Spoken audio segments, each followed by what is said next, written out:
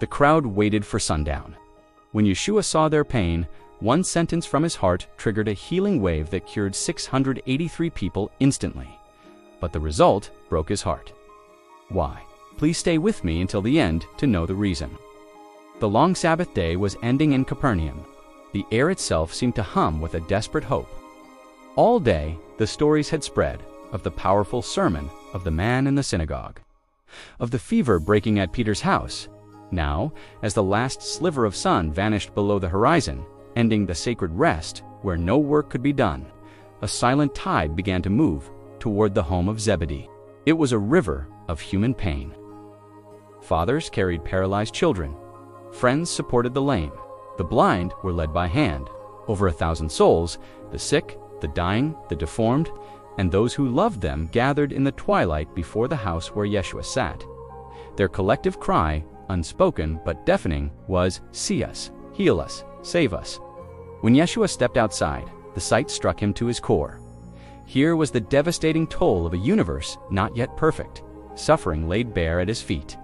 His human heart, filled with fathomless compassion, swelled with a desire to wipe every tear away in an instant. A voice pierced the quiet.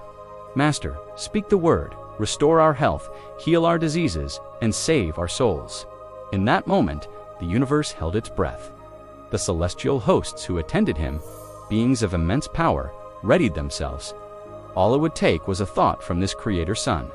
His compassion and his power were in perfect alignment, yearning to act. He turned to his Father in heaven, not in doubt, but in perfect partnership.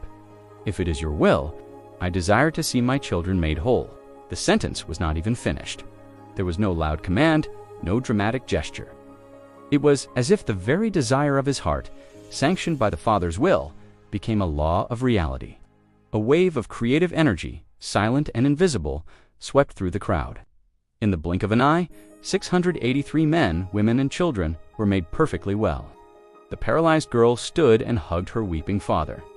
The blind man cried out, not in pain, but at the shock of seeing his wife's face for the first time.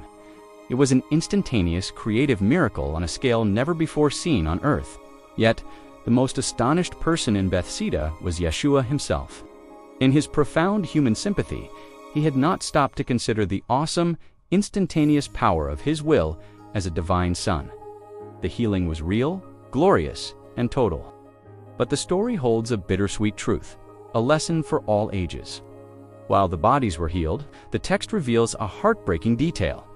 Most of these 683 souls did not experience a lasting change of heart.